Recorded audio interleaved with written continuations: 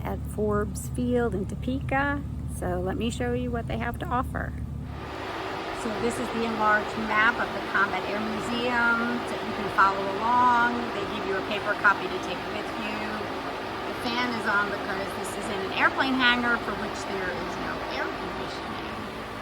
So as we go in, you can see a couple of the airplanes there. They said there is actually one that you can go outside and go into. There are steps.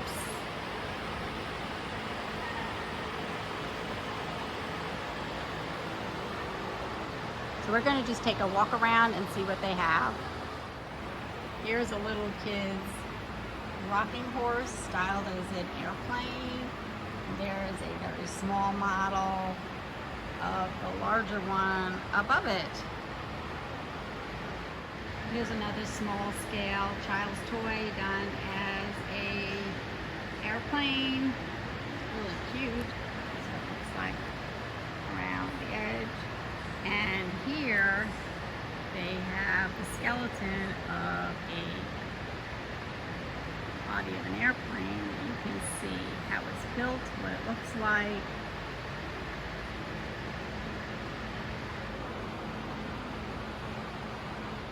This is actually a German aircraft.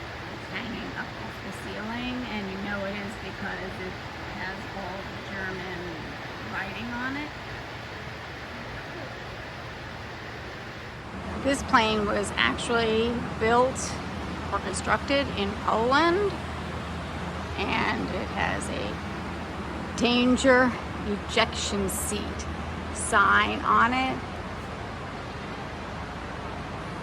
It says experimental above it, so I'm going to have to read a little bit more about this particular aircraft.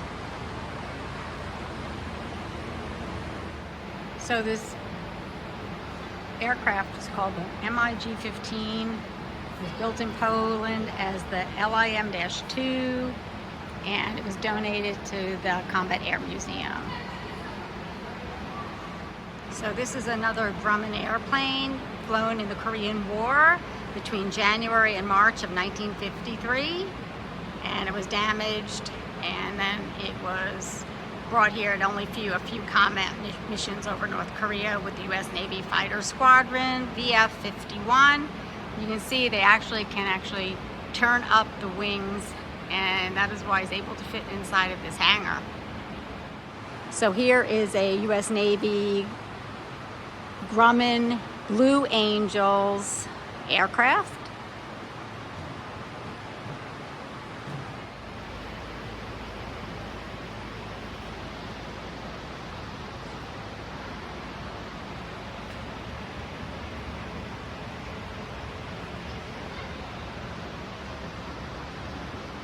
So this huge plane is called a Sikorsky Sea Stallion, and they were introduced for the Vietnam War in 1966.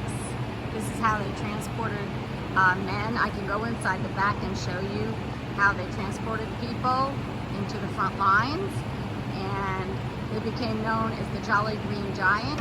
And this one was recovered from a hangar out in Lakehurst, New Jersey, where it was being stored. It's hard to get a full scope of how big this plane, it's actually a helicopter, how big it was, and that's why they called it the Super Jolly Green Giant. So I'm actually able to walk into the Super Jolly Green Giant, and you can see this is where people, or the people who are going to be transported down, would sit, the seat belts, and if they wanted to transport something else that wasn't people, they could fold up the seats and transport, you know, either a Jeep or whatever else needed to transport out to the area. Here's the control area where the pilots would sit. I don't know if you can see it so well because of the glare, but there was two people controlling this aircraft. And it was very interesting to see how many people they could transport and how brave these men had to be in order to either parachute out into enemy territory or be submitted to running off the back of the when it landed, if it did land. So I give them a lot of credit. Thank you, veterans. We really appreciate you. I know it was a hard job. I know it was hard on your families, and I truly appreciate all you've done for us. So this plane was built at the Republic Aviation Company in Farmingdale, Long Island, which also had a Grumman airfield out there as well. I grew up on the Long Island portion, the South Shore, not too far from Farmingdale. In fact, some of the kids went to North Farmingdale High School who lived in North Massapequa, where I was raised half of my life in the big city. So it's interesting to see how far away you can go and still be not that far from home, actually.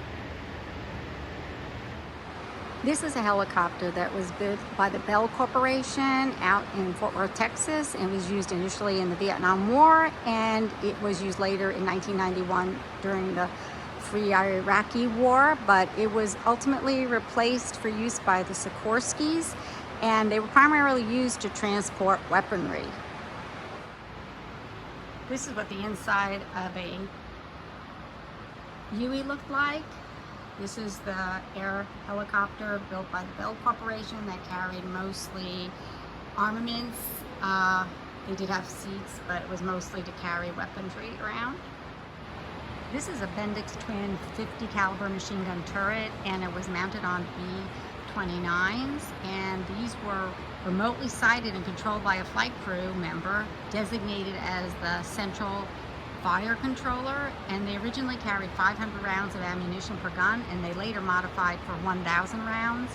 And there were 4 remotely controlled turrets on the B-29, and the tail guns were the only manned guns. Otherwise, they were all remotely controlled. So here is the United States Air Force Thunderbirds uniform and their logo, and some little replica planes, as well as some flight photos here.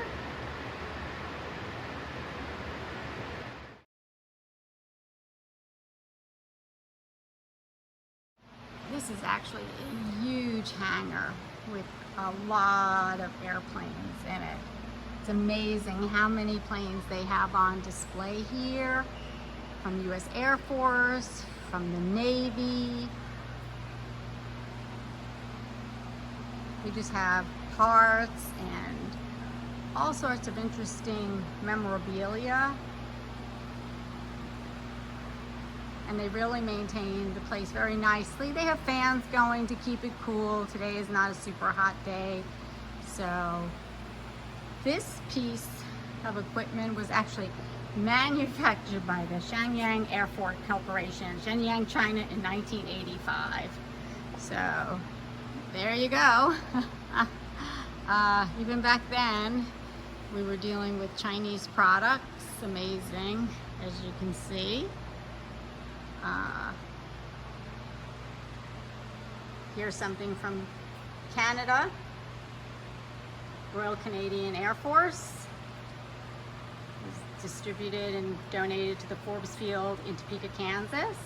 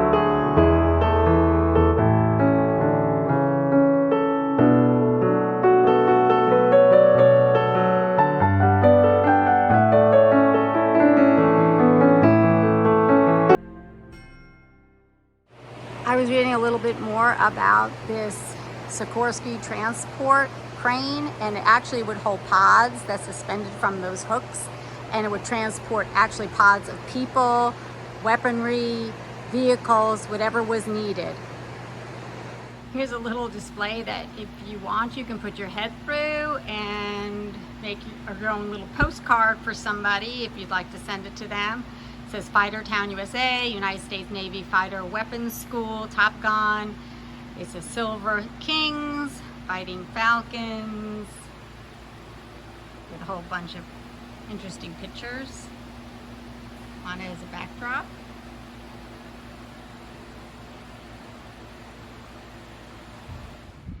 This is a plane that you're allowed to go up some steps and look inside, so I'm going to take a quick view inside this large U.S. Air Force plane.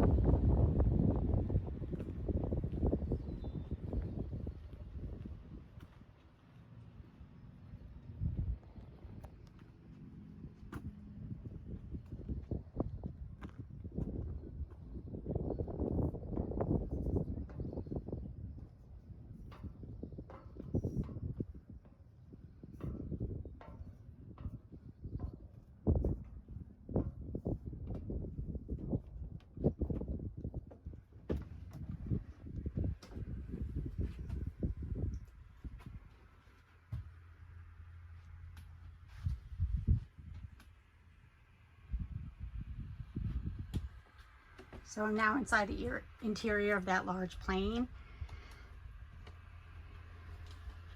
Here's all these command stations. It's pretty big, goes back all the way.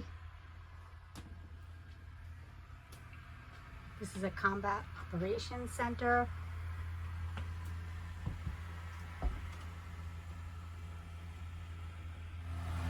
They even have a kitchen here that says water, coffee, there's a burner, and there's a little lavatory on board.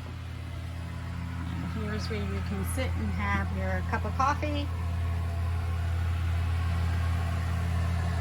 And that is just the sound of a fan trying to circulate air. And here's the cockpit. So inside these planes, they had a co-pilot, a flight engineer, an actual pilot, a navigator, a radio operator, and then they had their combat crew that went along on these flights.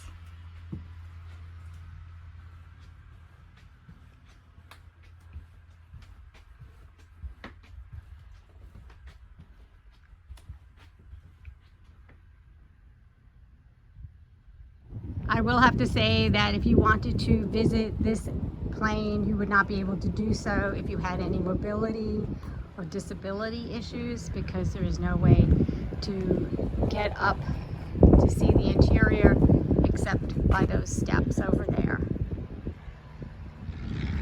This is a regional airport, so there's little airplanes coming in and out of here all the time. Even though the Combat Air Museum is within their property, this is where they have Topeka Regional Airport. So here is a Duck W, which is an amphibious military vehicle that can go on land and water. Here is one of the small tanks that they have out here, as well as a large helicopter for transporting either people or equipment or weaponry. I had a really good time at the Combat Air Museum here. It closes at 4:30. Last admission is at 3:30. It's very reasonable. They have a lot of things to see. You can take pictures, photography, videos, and it's really a nice place to take your children.